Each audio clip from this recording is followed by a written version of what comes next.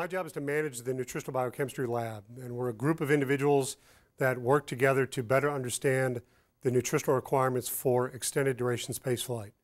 So in short, our job is to figure out how the human body changes during spaceflight and how the body's need for nutrition changes. And ultimately, our job is to figure out how many calories people need a day, or how much protein, how much carbohydrate, how much vitamins, how many minerals. And then we hand that information over to the foods lab, and it's their job to come up with a food system that meets those nutritional requirements that they can make foods out of that the crews will eat and keep them healthy while they're on orbit.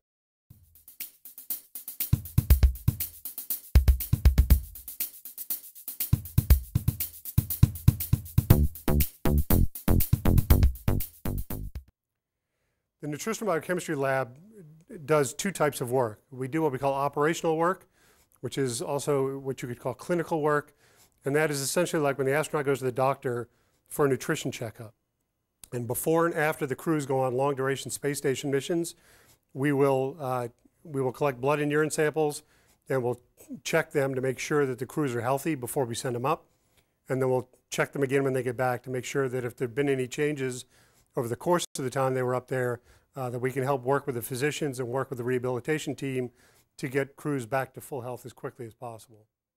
Now, on the other side, we also do research, and we do two types of research. We do what we call ground-based research, where we'll do studies where we've put people to bed for up to 90 days at a time to use that as a way to simulate the effects of weightlessness on the body.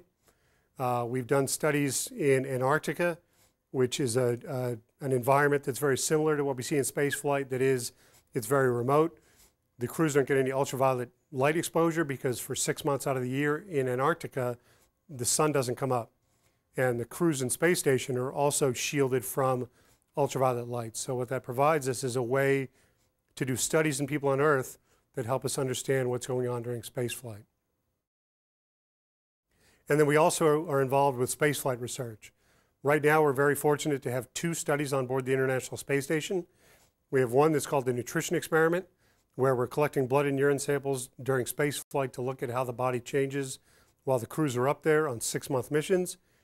The other is an experiment that we call Pro-K, and the Pro is short for protein, and the K is the chemical abbreviation for potassium.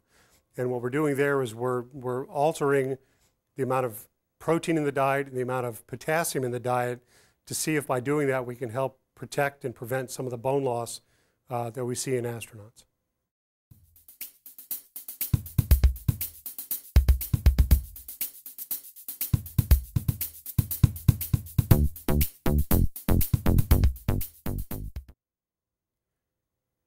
To me, one of the great things about nutrition is it helps you to better understand the human body as a whole.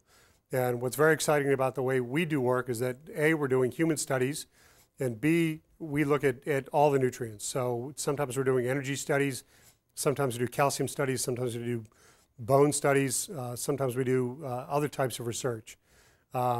Many people in the field of science work on one single enzyme or one specific vitamin and will spend their entire career working on vitamin E, for example. We get the opportunity, because of what we do, to work in a lot of different areas within the field.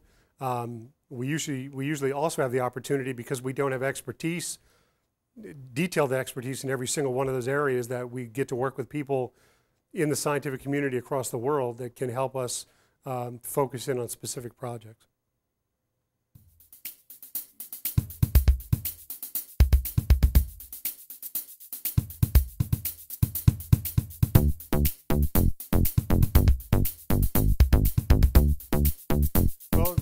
Growing up, I was always very interested in how the body worked, and at one point thought of going into medicine. And understanding how the body worked and understanding how diseases worked, I found just fascinating. And I learned when I was in college as an undergrad, I was a biology major, and I took a number of courses, and a few of them towards the end of my senior year were focused in on nutrition and disease. And what that was is to try to get a better understanding of how nutrition played a role in the development of disease and things like cardiovascular disease, kidney disease, metabolic diseases, you name it. And I fell in love with it. And then I decided after college to go to graduate school in nutrition and pursue my PhD in nutrition.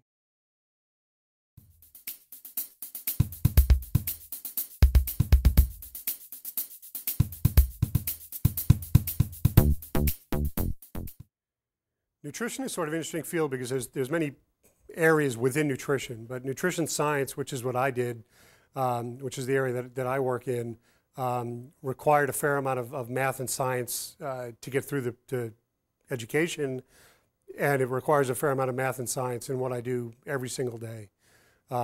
Everything from chemistry to biology to nutrition, a lot of different aspects to that. And now as a scientist, we work all the time. Most of what we do is work with data, work with numbers and statistics to try to, again, understand and explain how the body works.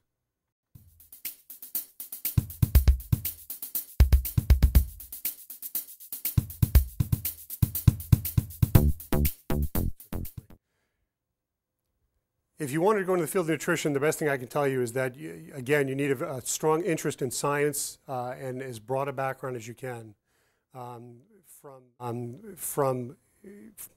From elementary to middle to high school, all those courses will help someday. Everything from reading, writing, math, science, you name it, all that helps provide the background that you'll need to do well in college. And same thing in college. There's a broad background of courses and a number of different topic areas that you're going to need to study and understand, and that will help to eventually lead you into the field.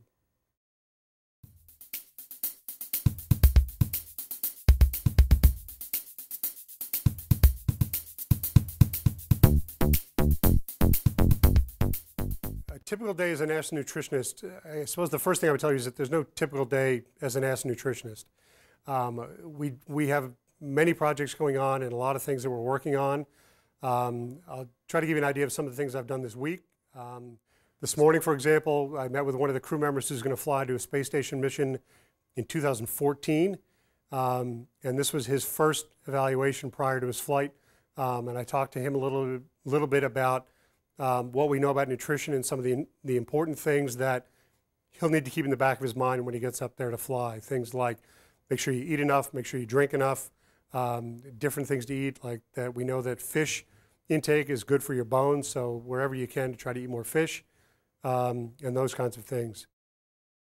At a scientific meeting in San Diego, which is sort of like a grown-up science fair, where we presented several papers and posters on our related and recent research projects.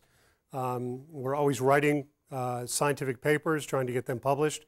We had one of those accepted for publication this week. We have another one that we're working on right now. And the scientific process from beginning to end, we're also working on proposals, trying to write proposals to convince people to let us do the kinds of research that we've done over recent years.